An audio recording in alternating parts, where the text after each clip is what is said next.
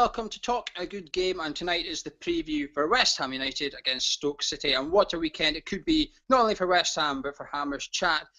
I'm joined with Kris. Hello Kris, how are you doing? Very well, thank you, yes. Are you excited for our special show on Saturday? Yeah, without giving too much away, yeah, certainly. And Charlie, we've got Charlie with us as well. You must be excited, Charlie. Yes, I am, very much so, very much so. And to make sure that you don't miss the Saturday show, hit the subscribe button. But it will be available on hammerschat.com as well as the westhamway.co.uk. Now, before we talk about the Stoke versus West Ham game, we're going to have to talk about the injuries. Gonzo, what do you make of Bilic's move to switch to training grounds on Monday?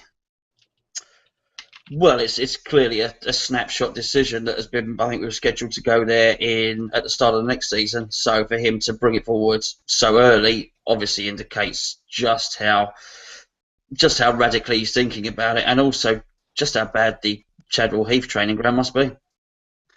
Charlie, do you share that view? You were at Chadwell Heath last week, Charlie, but another one, Winston Reid's now got a muscle injury. So do you think there must be something in it?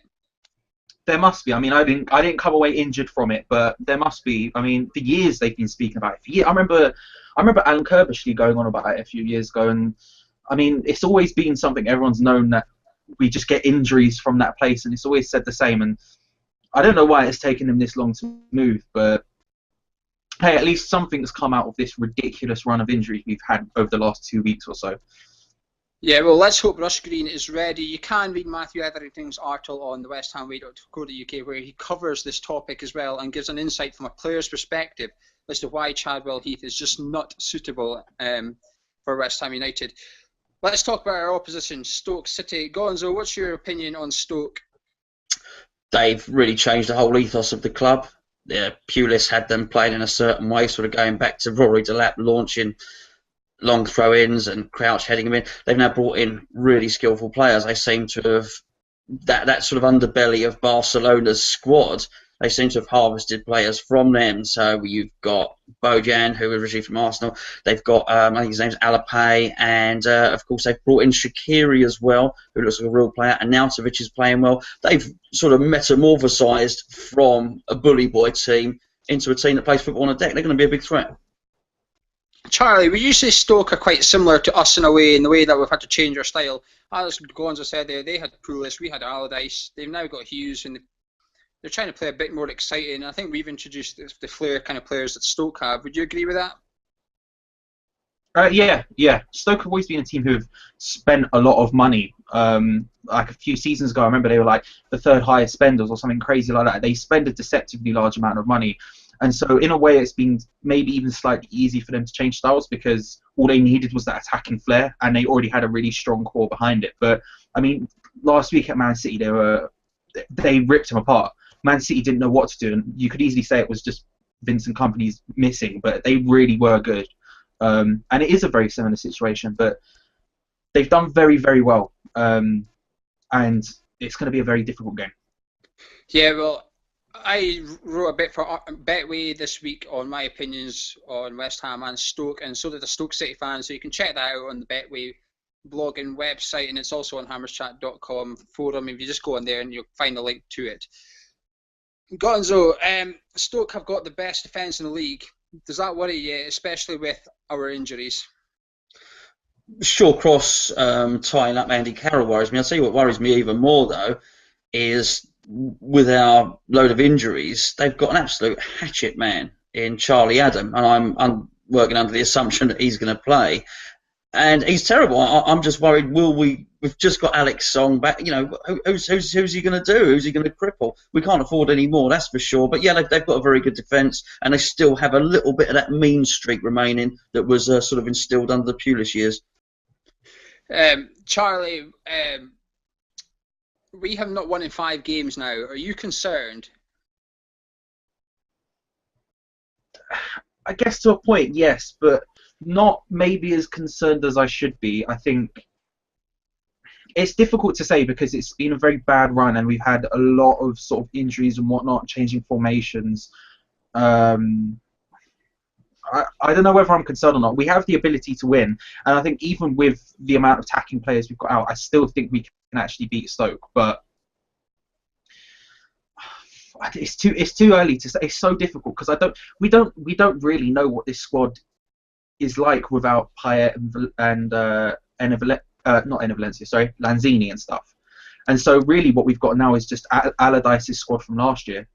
And that was good enough to beat teams on its day as well. So not concerned, but there is a caution there, I guess. That's the same phrase, but you know what I mean. And Gonzo, if we don't beat Stoke, that will obviously be 6 games without a win. Would the alarm bells be ringing in your head, or are they already ringing a wee bit?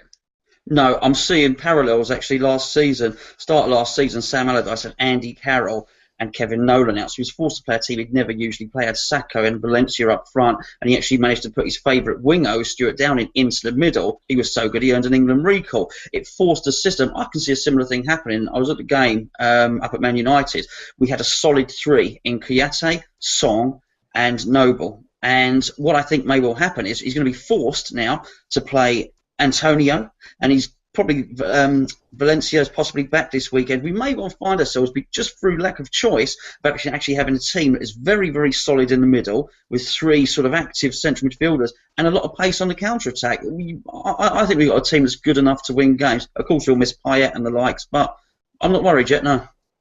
Well, let's talk about our own team then. I think the only decision he's really got to make is in defence.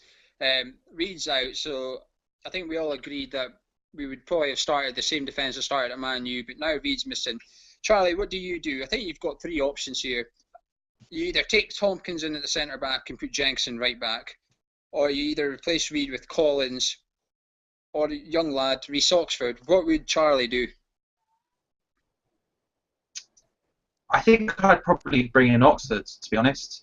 I look at Collins and I like him. I actually like James Collins. I think he's a very solid defender, but he's very slow on the turn. And if he gets caught out of position, then it's all over for him. And with that pace of Stoke's front 3 and the close controllability of the likes of Shaqiri and Afellay, and I think he's just too much. Not a liability, but I wouldn't ever feel comfortable if the ball was coming towards him and Shaqiri was on it. So I think I would play Oxford. I think there's been enough time for the pressure to have sort of rolled off him and everyone to be like, all right, we can just accept it. And I'd keep James Tompkins at right back just for the solid nature of what our fullbacks are going to have to be with the likes of, like I said, Shaqiri and Afellay running at them. Yeah, there's one option I missed there, and that was bringing Kouyaté back into the centre back. Gonzo, I think that's your preferred one, is it? Hadn't even considered it until somebody mentioned it on the forum a couple of days ago. Bonner is so new. There's a real risk of drafting Oxford in, or even Kouyaté in. Bonner has got the raw materials of a very, very good player, but he's not established in the team yet. He's not. I don't think he's played more than 3 games consecutively for us. You have to, as much as I think Jenkinson's a liability, as you know, I think you have to bring Tompkins in because he's the mainstay. He's Mr. Reliable, and at least then he can orchestrate and organise the defence because Bonner's just inexperienced next to him. That really has to be the move. As Charlie alluded to, Collins is going to get turned inside out by these little tricky players, so it's just not an option for this one. Yeah, I wouldn't like to see Collins either. I don't think, unless they start Crouch or even Doof, which I'd be surprised if they did. But they might since they're away from home. Then I wouldn't mind Collins. However, the thing I'm going to argue with you there, Gonzo, is if you're taking Jenkinson right back, which is arguably our weak spot.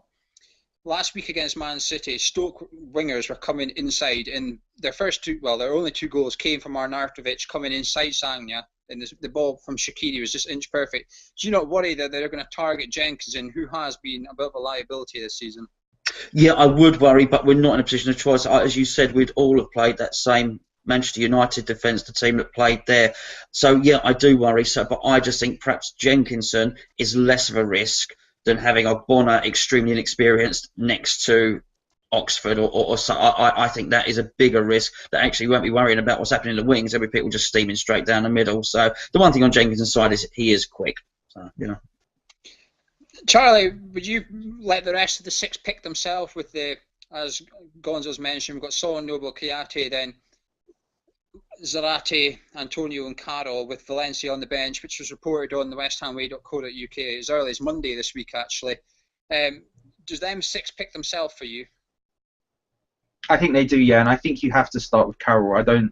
I think you can't put Valencia on this early. I think that's just suicidal. With the injuries you've got, I don't think we can take that risk. So I think the 6 do pick themselves. Yeah, and I think the creativity of the likes of Antonio and Zarate are going to be very important when you've only got Carroll up top by himself. And Gonzo, just to throw a curveball at you, could we not change formation for this one? The one thing I wouldn't mind seeing Bilic do is change our team more. And I think with the options he's got, he could go 3-5-2 and use Jenkinson and Creswell as almost wing backs and keep that solid 3 in the middle. Still bring in Oxford and play him alongside Ogbonna and Tompkins at the back. I think it was a good option before Reed got injured, but he's that good, particularly on the back of it. He's absolutely heroic performance against Manchester United. I think we're struggling to get 2 good centre backs in. Never mind 3. I actually wrote an article on hammerschat.com in the week about it as well. So I think it is a good idea, but I don't think this is the time to do that. But in the future going forward, it's definitely, as you said, the best way to utilise Jenkinson and Cresswell, who've looked a little bit dodgy defensively. Yeah, before I grab your predictions, Charlie, is this Bilic's biggest test of the season so far? Because his hands have been forced, really, isn't he? He's not got much options. As we said, the front 6 pick himself. Who's he got on the bench? Jelavic and a half-fit Valencia. He's not got really any other attacking options on the bench. So do you think this is arguably his biggest test? Yeah, you could certainly make that argument. Yeah, I think it's difficult to say whether it's his test just because of how forced his hand has actually been, but it's certainly the squad's biggest test. I think that's a better way of putting it. Of the people who we've brought in who haven't maybe had that chance, like Antonio, I think it's a huge opportunity for them, and whoever ends up at centre back or right back, I think it's a huge test for them, especially. Well, before we bugger off and leave you and we'll grab these predictions, remember to hit the subscribe button because we're back on Saturday night with a very special show. You do not want to miss it if it all goes well. Gonzo, prediction time, please. Can you get one right? I did last week, just because you were at an Iron Brew convention. You missed it. I said 0-0 against Man U. I missed it. I didn't watch it. There you go. Yeah, that's convenient. I think we're going to be really tight, really hard to beat. I think we're going to surprisingly and unexpectedly nick it 1-0. Charlie? I'm actually going to agree with Gonzo. I never thought I'd say that, but I'm going to agree with Gonzo. I'm going to go 1-0. I think we're 10 times better defensively than Man City were at the weekend, and that's even with Reed out. I think we've got something there to nick it 1-0. Yeah.